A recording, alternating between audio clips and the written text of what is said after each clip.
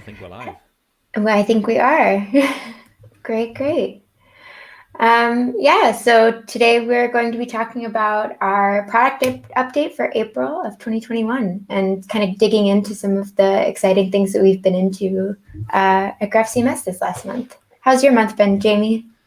It's been packed, and Yeah, yeah, it's not kind of slowing down. There's so much stuff that we're working on. It's just kind of it's great to get back on the stream and kind of showcase some of that. Do you want me to kick it off? Kick it off yeah, and absolutely. go through the first thing. Cool.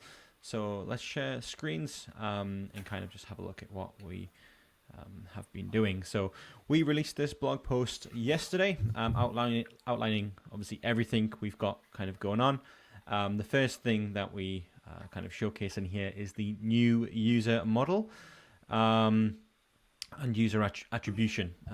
The user attribution is powered by the user model. So when you kind of look inside of your schema, you'll now see there is a user model.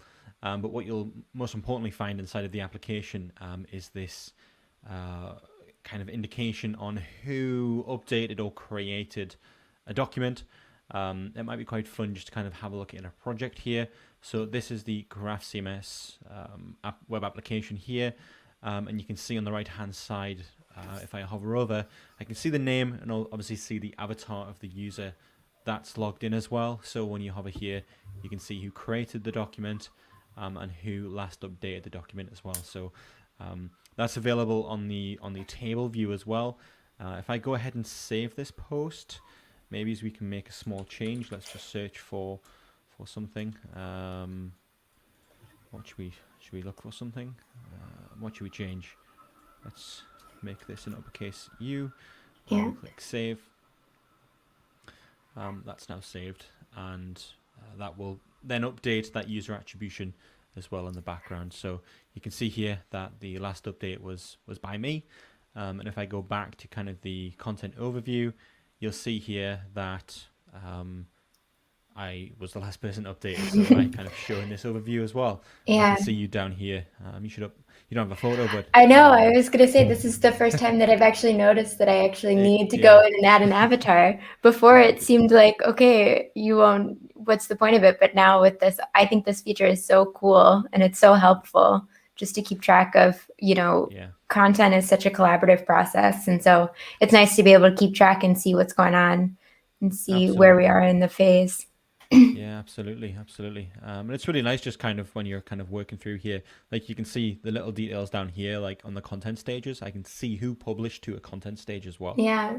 So it's just really nice to kind of have that in mind. And obviously, this is the kind of the initial release of all of this, and this user attribution will allow for so much more as well. So this is kind of the first step, and a few updates around this kind of feature. But yeah, that's user attribution in a nutshell, I guess. It's also available inside of the API as well. So maybe as we just quickly have a look at this, if I fetch the blog posts, I can also see here if I begin to type created at, I can then see. Oops. Is this a? Am I doing this right? It's always the trick with doing something Yeah, I'm live. trying to be smart here. I'm trying to be smart here and just kind of begin to type things, but maybe what was it, blog post we're looking for?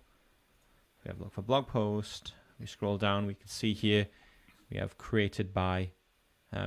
I think I know what that was.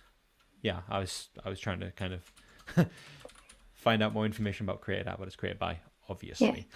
And you can see here we've got created at, updated at, published at, but then we can also get those. We can also get the updated by, published by as well. So if I click in here, I can get the ID of the user, the name, the picture URL, which was the avatar you see, and what kind this is as well. Now, kind isn't too important right now. If I make a query here, you'll see I'll have a bunch of posts. Before this feature was announced, obviously we don't have access to that, and this is only fetching the first 100. So maybe if I order change the order by here to be published at descending. You can see here that the last few posts we've got, this last one was kind of published by Ronak, and his type of user is member. And if you search in the GraphQL schema, you can look for user kind, and this enum will return member, pattern public, and this will make more sense in the future as we kind of open up more, but the foundations here are for the kind of user auth stuff that we're kind of working towards. So this will make a lot more sense in the future, and when we revamp some of our permissions, some of this will kind of come into play there as well. So not too much to showcase in that area, other than if you want to programmatically fetch who created, published, or updated, you can get that information for the users as well, which is cool. It's very cool. Everything we tried to do API first. So everything that you see inside of the application from all of your models and who updated them, that is also available in the API as well, which is quite cool if people are building their own kind of UIs on top of GraphCMS API. Yeah, So, absolutely. Cool. And I think, like you mentioned, it's just laying the groundwork for stuff to come in the future. Yeah. Another thing that we have been working on this month is the GraphCMS Ecommerce Starter. Perfect. And we just relaunched this, and now it's super easy for people to go ahead and get started with an e-commerce shop using GraphCMS and Next.js and Stripe. Our repo is open sourced, and we also have an awesome guide that gives you kind of a step-by-step process of how to go ahead and get started and actually build this from start to finish, which is really helpful. And it's great for people who are just kind of getting started and trying to get in there and be able to see a project from start from start to finish. Pretty quick and easy. Yeah, e-commerce is, again, it's really popular. It's only grown in popularity, I think, and using the CMS to kind of power that is cool. This is a lot simpler than the one we had before as well, isn't it? Yeah, absolutely. And like I said, it's really easy to just get up and start going and have something that looks and feels like an e-commerce shop by the end of a couple of days of work, which is awesome. Awesome. Do you want to maybe give us a little more information about the open sourcing of the management SDK, Jamie? Yeah.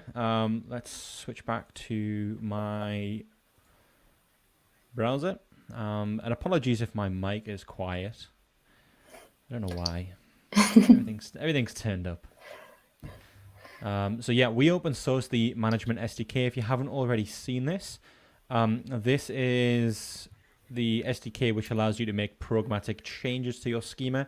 So instead of using the web application to add fields and create relationships, add all the different things you like, you can also do this inside of the inside of your code as well. So if you want to create migration files that automatically run when you deploy or sync something, if you're working with environments, you can specify all of that info in here, and you can add everything you need to inside of your project programmatically as well. So creating models, adding fields, adding remote fields, all of the fun stuff. This is all now on GitHub and open source. When we announced this, it was still closed source, but now we've open sourced this. So if you're looking to contribute or report any issues or bugs, please feel free to jump in, create an issue on GitHub, create a pull request if you want to contribute to the project as well, and we can kind of discuss that and get those merged in. But yeah, everything's inside of here. It's all built with TypeScript, and you can see, if we just have a look at some of the files in here for anyone interested, you can see here that we have this schema file which is automatically generated, and this is the GraphQL management API. And for a long time you've been able to use the management API directly, but it's all just been GraphQL based.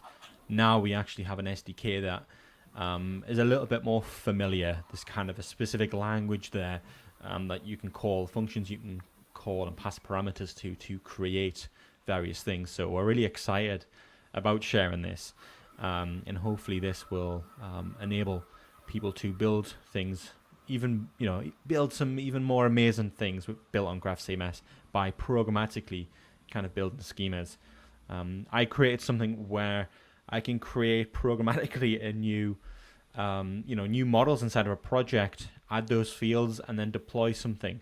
If you take the Commerce Starter, for example, I know the Commerce Starter has a template inside of GraphCMS that you have to click, but what you could do if you wanted to open source or create something that was a repeatable project inside of your agency or wherever, you can create these kind of schema migration files that will not only bootstrap the code for the front end, but also build that back end for you. This SDK allows you to do that. So if you're interested about that, feel free to check out the blog. We've got all the details on there showing you what that is, how you use it. And obviously now it's all open source. So we're really pleased about this. So yeah, let us know any feedback you've got. Still very new, still very early days, the SDK itself. So yeah, kind of please bear with us on that, but please also contribute as well and share your thoughts. And now it's open. Everyone can get involved, I guess, to make the future of this. Yeah, I have to say this is one of those features where when you see it in action, you just think like, whoa, it's so cool, and it really provides a lot of power. So I'm excited to see all of the stuff that comes out of now that we've open sourced it, all of the improvements and even more power that we can give it. So looking forward to that, definitely. Nice. Cool. Well, yeah. So maybe let's switch over to some of the content that we've released this month. Yeah. Sure. So one of the things that I've been working on this last month is creating some kind of generic architectures for different use cases that we have here at GraphCMS. So these are just some of our most popular ones. So I did kind of an architecture breakdown for this example. This is a web application where I kind of go through all of the different services that you might need that will help you build a strong, resilient, microservice-led tech stack. And this is kind of intended for both people who are trying to get up and running quickly, and also people who maybe just need more of information and want to see all of the different ways that things can fit together. So we also kind of go through what exactly all of these services do and what their purposes are, as well as some best practices. And so we do this for a couple of different types of architectures. So one for e-commerce sites and web applications and streaming sites. So there are a couple of them. Definitely encourage you guys to check them out. They're up on our blog. And if there's any more you'd like to see, we're happy to do that. So just let us know. That's amazing. I think that kind of diagram you have there, it just goes to show what building a website or web application in 2021 looks like. Yeah. There's so much to it, but when you look at what we take control of and where we come into play, we're kind of that middle piece where everyone can kind of aggregate all these things together. So it's really cool. I'm really excited that content's there. I haven't read it yet, but It'll be your Friday homework. Yeah, that's what I'll do this weekend. Cool. Well, what else have we done in terms of content? Have you been? You love creating content, right? So yeah, absolutely. What else is there?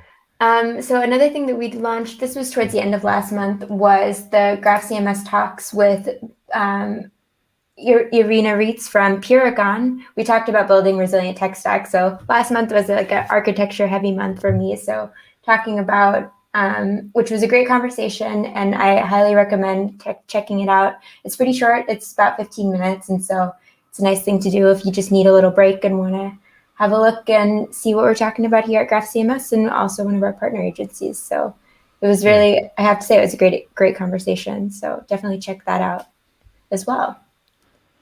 Nice. And all of that is available. People can get links to this by going to the blog directly, seeing them there, or checking out the April 2021 product update post as well, right? Yeah, absolutely. And I think the last thing maybe, Jamie, you want to mention was the from content was Darshan's post about our new design system, or not design system, but I'll let you get into it. So we use Figma here at GraphCMS, and aside from comments, it's great. I think it's really nice to use and collaborate on. And Darshan did an excellent thread on Twitter showing how people in the company organize, how we organize files and things inside of Figma. And yeah, it's really cool.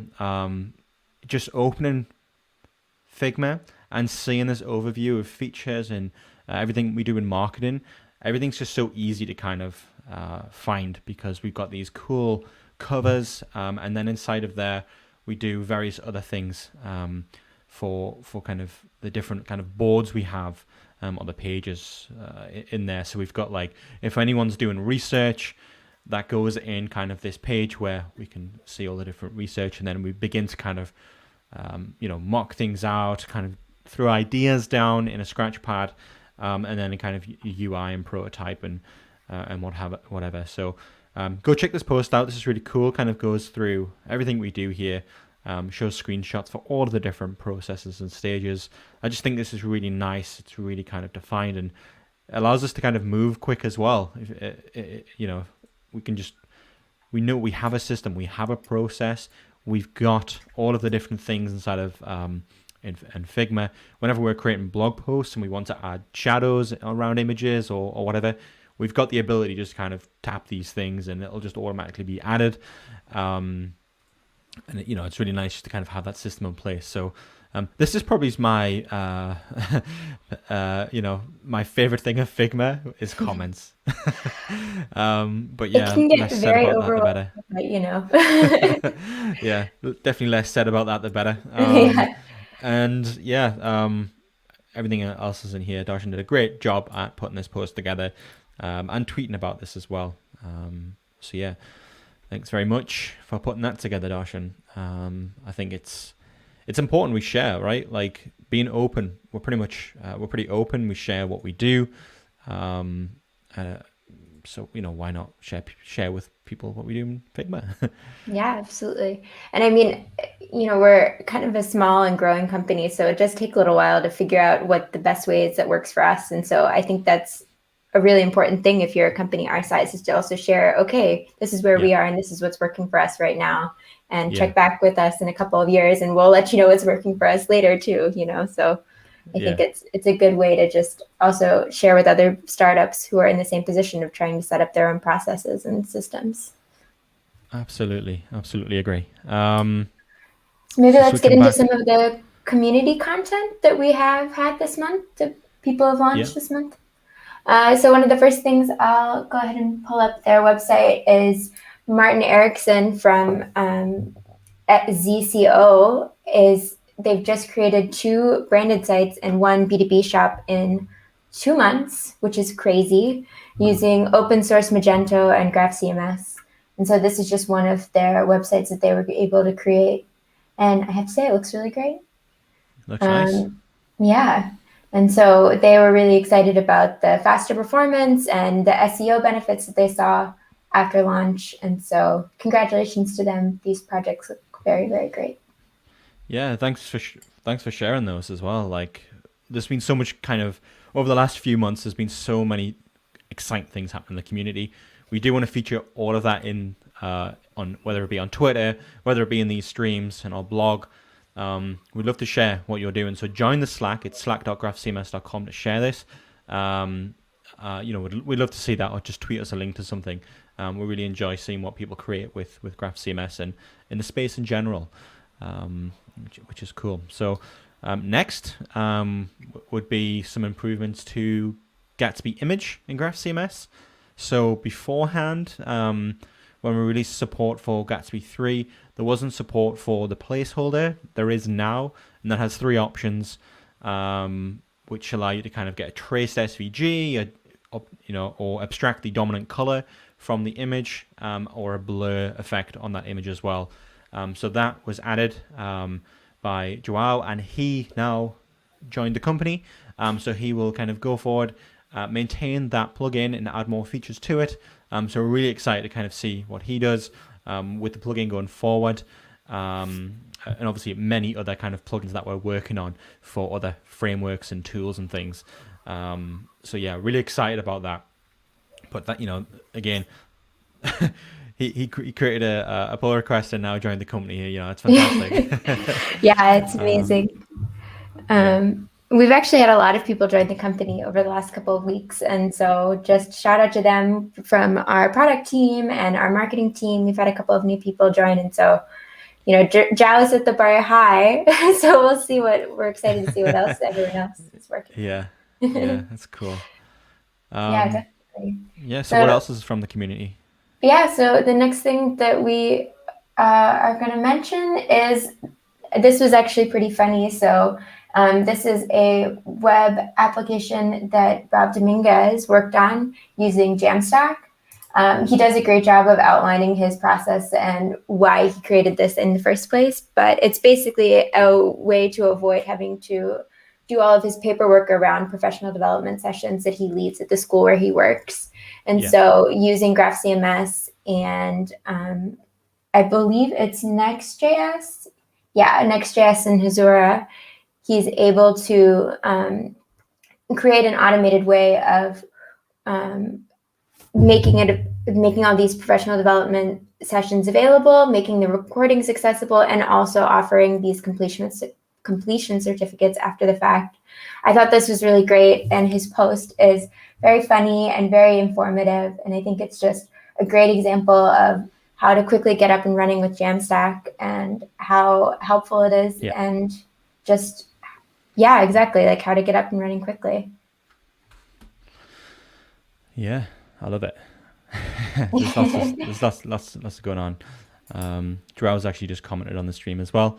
That he's super excited. Yeah. Cool. Jamie, maybe you want to highlight what Vincent was working on the MuleSoft website. I don't have that open. Do you have, do you have it there? Here it is. This is the cool header animation, right? Yeah, exactly. It's just a cool project. Do I have this open? I can talk about it a little bit. Yeah, sure. They recently launched this website. They're based in Montreal, this agency MuleSoft, and they're working on e-commerce with Shopify Plus. And so it's very cool, especially with the animation. And so very, very neat, beautiful website. Always excited to see the end products of what's coming out of GraphCMS. And then finally, the last community shout out that we have for today is going to be none other than Oliver Cole, who has been a part of the GraphCMS community for a very long time. And he recently launched Open SIT, which is a way to keep track of locally organized SAP conferences and make them more broadly available to people who might not be in that specific area. That's cool. I'm going to check that out. I haven't seen this. Yeah, it's very cool. And so you can check out all of the different... Made in Berlin as well. Yeah. I love when people kind of put that in the footer of kind of personal projects and things. Cool. Yeah. So I guess the last thing to mention is that we are always hiring, and we're always... Oh, no, there's one more. Sorry. Apologies. Oh, yeah. So we have... Do you know about the Pokemon project, Jamie? I've seen. I think I've seen this. I've